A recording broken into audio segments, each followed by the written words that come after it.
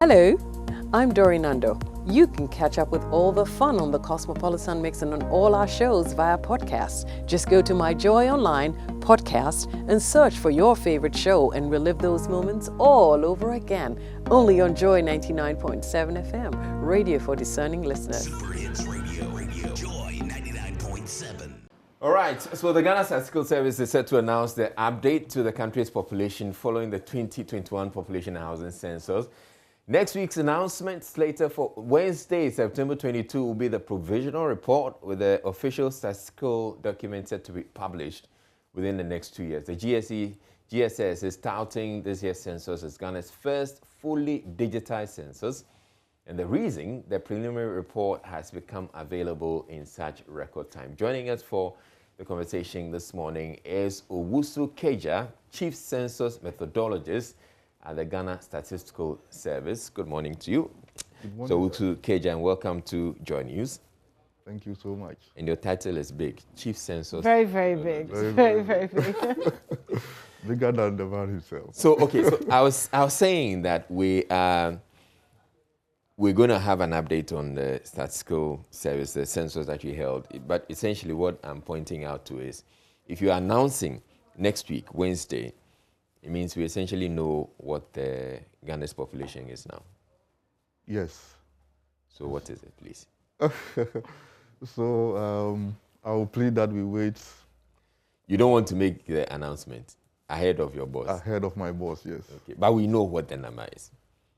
I have some little idea. Some little idea. No, let's just say that, you know, but you want... Is it what you were expecting? Yes, it's within our expectation, yes. Okay. Right. So as for that one, I can say. Right. But in the statement that you released, you're indicating that this is the digitization of the process has made or has helped you to deliver in record time. If you can just explain how this happened. Sure. Remember, first of all, let me say a very good morning to your viewers, and thank you also for the opportunity. And so, yes, remember, we coming from far away. Census undertaking is not new in Ghana. We started this way back in 1891. All right. And so, and talking about the modern censuses, we talk about 1960, 1970, 84. And so we started with manual way of doing things. And so in the 60s, 70s, we were told that they were using what we call punching. Okay. And so usually after the data collection, it takes years for them to even come out. And if I recall, in 2000, it took almost 1 year for us to come out. And we improved on this in 2010, where we came out after 6 months of data collection. And this is because of the improvement on technology. Yeah. Remember, in 2010, we used scanning technology, which was far an improved system compared to the previous ones. And this time, as you mentioned, we used the CAPI. Okay. And so we're getting real data as and when the enumerators were syncing data from the field. And that is how come we are able to come out that quick. So as I was saying, I mean, essentially, as the census was going on, you can tell from your monitoring position, you could see the figures were going up. So as they added, they were taking up. Yes, but it's not that simple. Okay. Because we have what we call duplicates, and other times you find some other information that needs to be worked on because the enumerators did not do due diligence and all that. And that is why you cannot mention that figure as you need to process it, it has to go through processing. Sure. But yes, it's certainly a far cry from what we used to have. I'm sure you were saying the manual way of doing it. Back in school, anymore, when there's roll call, what used to happen is you just come and stand and then they'll mention, you say 1, 2. Yeah. and then it just goes on and on. And you know, when the figure was announced, when it was announced how much we're going to spend on the census, we were like, why don't we just count 1, give 2, a body 3, 4? number? I know, right? Exactly. Yeah. But yes. Yeah. That was one of the misconceptions, and not recognizing the fact that the census is not just about the numbers. Yeah. And I'm happy that you are bringing this up, because many a time in the past, when people are anxiously waiting for the census figures, they are only interested in the numbers. Yeah. But the census is so resourceful. We have so much data in the census, and we think that we need to go beyond the numbers and make use of the data Well, to improve on our... Yeah, I agree with you. And all that is needed for decision making. You can argue that, well, we've had the data on for a long time, but what have we really done with Used the it data? for, yeah. Yeah, but there's no doubt that data or population census data is so crucial. Okay, so like Israel was saying, it's really crucial. So, I mean, what's the plan for us to use this more effectively now than we have in the past? Okay, so on the 22nd, my boss will expand on this as he releases the provisional results. And so we have a plan to make the data available.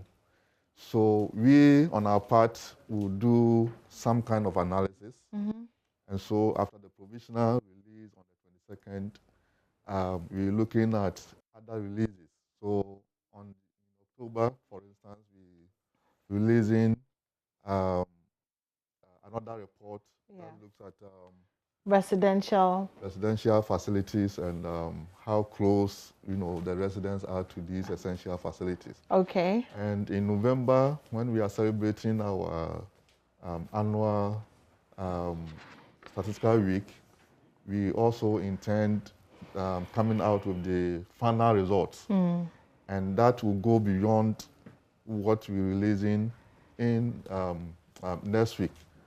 So here in November, what we try to do is to make sure that all the variables that were measured in the census will have information on. So talking about ICT, talking about employment, talking about education, talking about sanitation, housing, and all these variables that we measured will make the information available. And so in the form of reports. Right. And then also we, next year, thereabout, we're looking at thematic reports. So 2010 census came out with about 14 reports. Here we're trying to expand it to about 23 or so thematic reports. So we're looking at policy relevant and cross-cutting topics. Yeah. That is going to help policy decision making. And aside that, we also intend working closely with the academia to come out with some analytic reports that will also try to answer some policy relevant issues. Okay. And then also we intend to making the raw data available. See, these are issues that from our own perspective we think that will help policy decision making. But beyond that, we also can have individual researchers, government may want to do something outside what we have done. And so that is the essence of giving the raw data. So I'm curious, why? Yeah, anyway, please go ahead. I was looking at the 23 or so thematic reports. We're hoping that when it comes out, will help in the formation of policy. So, for example, fertility, mortality, rurality, literacy and education, socioeconomic status. And you see, the thing is, the reason I'm talking about these things is that until perhaps a lot of these areas are analyzed and brought out, a census may seem to, apart from giving us a figure of how many we are, not seem as relevant until you actually understand that these are the the things that you're focusing on, so that like for example, last time we were talking about road traffic accidents. Now it will help us to know how many 18 to 35-year-olds are in a socioeconomic position to be driving and all of that, so that we can make policy that's suited at them. So I'm interested in the collection of data with some of these areas. How did you collect this kind of data? For example, literacy and education, or fertility, for example. Like how do you measure fertility in a census? Okay, so let me say that our census instrument, if I say our, I'm talking about Ghana's one, Right. was more detailed than the usual census instrument that you go elsewhere and you are looking at just a 2-page questionnaire, because it's a census and you want a quick information about the population.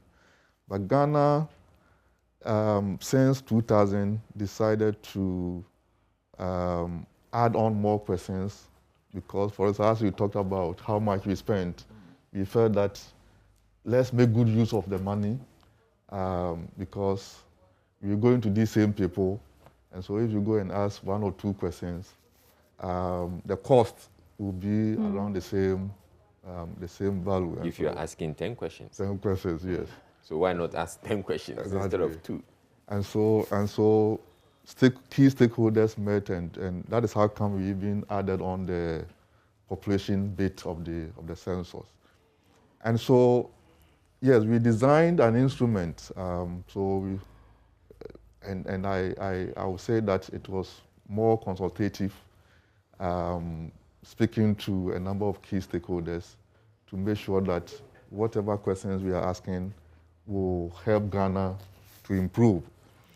And so, I don't know how I should answer your question, but talking about, let's say if it's education, we had about 3 questions or so that was related to education. So, for instance, we wanted to find out whether you are schooling, you have ever been to school. So we have 3 different categories. Those who have ever been to school. So either you are schooling now, or you are out of school. You were once in school, but you are out now. Or you have never been. And then you move on. If you have ever been to school, you want to know what level of schooling, whether you dropped out or you finished. Yeah. Okay, so there's another category here, household dynamics. What does that mean? Yeah, so here what we intend doing is to compare how households in terms of numbers have evolved. Now, if you look at, I don't want to go into the census figures, but if you go to our DHS, for instance, you realize a decline in our household size. And so we want to find out what is happening, and even the composition. When you say a decline in a household, like what do you mean? You mean like people are not having as many children, or? No, so we are talking about how many people live together as one unit. Okay. And so you find, so now we are becoming more closed than before. Okay. Therefore, you will not find somebody and the wife with the extended family all living together. These days you find, 1-member household, 2-member household, and so on and so forth. And so that is so we want to see the trend, what is happening over time, and then, Okay. I mean, listen to you describe these things makes me look forward to reading the census report, because then, you can tell that it'll be interesting, because it will give, a reflection of what's happening. You only know what's happening in your house. You don't know what's happening at other people. So this is the perfect Sabe tool, to know what's happening. Okay, so that sounds, I'm looking forward to that. That's, but that's not coming out till May next year. It says May to December 2022. Yes. So these are more detailed. Okay. And we need to make sure that, for instance, we're talking about even urban rural composition, and that is a derived indicator.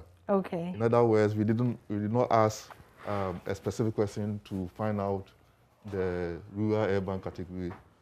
So based on the results of the census, will help us determine which area is classified as urban and which area is classified as and so Okay. it takes time to do some of these and Analysis. Okay, got it. So what can we expect, or what will be the information that's made available next week, Wednesday? yes. So next week's information is more limited, and so we will know the provisional numbers, what the population is Okay. as a country. So when you say provisional, does it mean it will change eventually? As in, you would update it when you give the final? Yeah, so let me You say said the it final may, will come in November. It may, All right. because we're still working on the data, and so I'm not too sure what happened. Okay, but but usually the deviation between the provisional and the final results are not usually too much. all right. So you're saying that you've been able to do this in record time because of digitization, but now you're saying next week Wednesday you're giving us a figure that may change in November. So, like you're more like just buying time and giving us something before you give us. Why don't you then wait and give us a final one? Then we'll know, yes, this is the final figure. As if you were with us yesterday when this same question was posed. And so let me begin by saying that this has been the practice in the past. So in the past, we were not going digital like this, and so usually it takes time to do the processing. And so we were using another instrument that was helping us to get a quick, information about the population. And so then, in order not to keep the people in suspense, we try to come out with this provisional. And so November, yes, as my boss said, it's not too far, from next week's release. And so we could have waited. But we also find a lot of people asking about what, Statistical Service, yes. And so we think that we need to come out and tell people what we've been able to do so far, especially when people were talking about how much Money was spent. Yeah. we have not thrown money into the gutter and that kind of. And so it's a quick picture of what the population is. So looking at the male-female composition, and then also the regional distribution, and a few other. So that's what we're expecting next week. Yes, please. The provisional number of people, population size in the country. How many of them are women? How many of them are men? And for each region. Yes. Okay. And then we'll also do some calculations on the density. So population density, we're looking at, on average, how many people are living on a 1 square kilometer land. And that also gives us a sense of how much pressure we are putting on the infrastructure and also, yes. Okay, that's interesting. But yes, there's so much more that we can expect from population census because a lot of data is collected. For instance, people were being asked how many mobile phones you have in your home. And people are wondering, why do you want to ask for mobile phones? And people are mindful or they're hesitant to release the information because they're thinking they want to know how many things I have in my house so they can come and steal. Yeah, so for some of the enumerators, we're expecting them to explain the reasoning behind the information that we are gathering, yes. So here it's in one of the things that we will do. We want to measure non-monetary poverty. We measure poverty levels within the country, and that usually uses the Ghana Living Standard Survey, which is looking at poverty from a consumption perspective. So we come to your house, we want to know what you consume, how much you spend, and so on and so forth. But there's also this other side of poverty measurement, which doesn't make use of this consumption. And so that's why we were asking questions on this ownership of assets to be able to go into that. Okay. Right, but there's so much more to look forward to as far as the census is concerned. For me in particular, I'm interested in what businesses can benefit or how businesses can benefit. A lot of the time, people don't get to appreciate that. But if I get to know the income levels within a certain population size, then you know. Can tailor make your products to suit, Exactly. yeah. So you and know how to price, know how to situate even. Okay, so let me. So for income levels, we did not ask in the census. Oh, you didn't. We didn't, but it has to do with how many people are employed, how many are unemployed, how many. We will also be able to measure underemployment, and even for those, and that is what I usually say. So even though yes, a lot of people may be into some employment, we need to know the characteristics of the employed population. Of the people who are employed, what is it that they are doing? Yeah. Is it something that they are comfortable with? ILO will put it as decent work. Is that the kind of work that they are doing? And so the report will come out with all these to be able to. There's something that I'm very interested in, and it's really just a very simple part of the consensus. How many men are there? How many women are there? Because we are tired of this 1 to 7 thing that the men have been worrying us here in Ghana. That's for every 1 man, there are 7 women. Therefore, we are tired. So please, if you can pass it on to your boss, that we are eagerly awaiting when he's presenting the report. If he can make that one of the first things that so that the issue is settled once and for all, so that we know our levels. So thank you very much. So, it may give the figure asking how many men are there, how many women are there. But it wouldn't say how many eligible. It's not eligible, but the conversation is even not that deep. Yeah, so you can. The 1 to 7 is not even that deep. So you can do a lot more analysis. Of cross tabulation to be able to. Thank you. In fact, I will personally invite you so that we cross tabulate and we see how this thing is going, so that we know how to strategize. And let me say that for the 2010, for instance, so it wasn't uniform. So you find that at the national level, the women are more than the men. But then if you go into the individual regions, you find variations. In some instances, you find more the opposite men than women. happening. Yeah. Then we also know which region to go and live in. You understand? This is why the census is important. This is why the census is important. Thank you very much. But there's so much, information that you can get from a census. And it's interesting, some of the things that tend to come up. And so my boss is passionate about this. We're also passionate about this. Yes, to make sure that we make good use of the census. Yeah. So there's so much in there, and we shouldn't just limit our conversations around just the numbers. The numbers, yeah. So yes, the issue is the Ghana Statistical Service, we've spent so much money to put all this together. It's for policy making. But what if we have all this information and yet we are not able to utilize it? Exactly. And which is one of the issues that people would have, people who are watching would have, that let's make the data available, but it's for decision making. And so if we don't make use of it, we've essentially wasted the money. So, so we're looking forward to next week and when we get to know how many men are there and how many women are there. Simply put. Yeah. So we'll get to know the entire population. And then how many of them are women, how many of them are and I'm sure you would have the age brackets as well, will you, next week?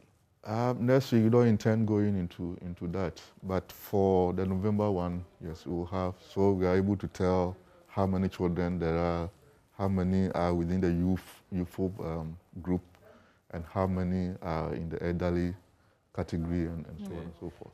But this will also tell us how many are farmers, how many are, in the various occupations? That will be in the November one. November one. The final result is when we will release all these. So the November one will look at the people in these various occupations. Sure. So we'll say 10% of the population are into farming. Sure. They are into agri, not only farming. Okay. So agri, so animal husbandry, agriculture, industry, those into construction, those into manufacturing, and so on and so forth. Okay. Yeah, so there's a lot to Looks good. Yeah, we're looking forward to it. And hopefully we'll have you back to discuss when it actually comes out, and we can really dissect it and enjoy it. Is there anything that you'd like to leave us with before we move on to our next conversation? No, just to say a big thank you for the opportunity and even whetting up the appetite in terms of what we should expect next week and subsequent days ahead. So as I said, we're giving ourselves up to 2024 to make sure that we give out something that we as a nation can rely on to improve on our conditions. And so just want to go back to the point that you made, that we need to make use of the data. Because during the data collection, this is one of the things that we were battling with. A lot of the people were asking, yes, you always come for this information, but to what use will this be put and all that? And we assured them that, yes, we will do our part, and we expect policy decision makers and usually we only go to government when we're talking about use of the data. It goes beyond government. So the development partners, the researchers, the businesses and charity organizations, and everything. And so we want people to make use of the information so that together we succeed as a country. You also said that you're going to make the raw data available. Sure. So we usually will give 1%, 10% of the raw data available depending on the person who is requesting.